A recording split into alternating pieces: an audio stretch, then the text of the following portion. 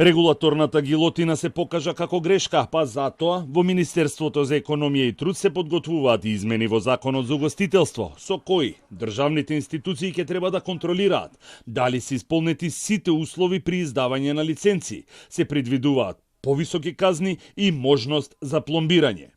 Заменик министерот за економија и труд Маријан Ристевски соопшти дека со регулаторната гилотина се направени законските измени во кои се вклучени лиценците за угостителски објекти, а со кои се остава на совеста и совесноста на собствениците при доставувањето на документацијата. Затоа во Министерството за економија и труд се на став дека треба да се формира комисија составена од професионалци од УЈП, ДЗС, МВР и пазарниот и трудовиот инспекторат.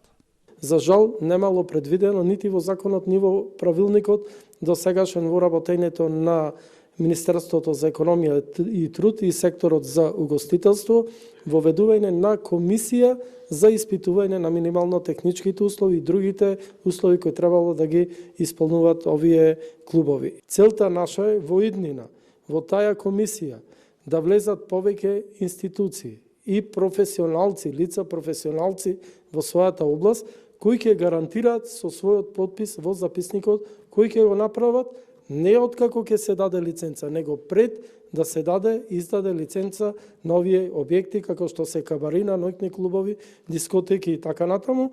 Колку ќе трае најавениот мораториум, владата се уште нема утврдено, но во тој период, без разлика дали се државни објекти како градинки, училишта, театри или приватни објекти, ќе треба да се отстранат недоследностите утврдени со контролата.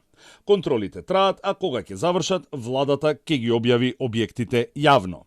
Тој мораториум е со цел да се надминат сите недоследности кои што ќе бидат утврдени. Се разбира, во тој рок ќе мора задолжително сите неправилности, без разлика дали станува збор за државни или приватни објекти, да бидат надминати. Јасно кажавме дека аналитички пристап во овој процес нема да имаме. Ние мора да действуваме со чекори, итни постапки, брзо и ефикасно, се со цел да спречиме идни вакви несакани трагедии. Да, верувам дека кога ќе се заврши целата таа процедура од аспект на контролите и утврдување на состојбите, сите надлежни институции ќе информираат за кои државни или приватни објекти станува збор, какви се мерките кои што треба да ги превземат и во кој рок истото ќе треба да го направат. Во моментов, инспекцијските служби вршат контроли на големите ресторани каде што се одржуваат прослави и свадби, но е нејасно дали кај тие кај кои што ќе бидат утврдени неправилности ќе важи мораториумот или пак веднаш ќе им бидат одземени лиценците.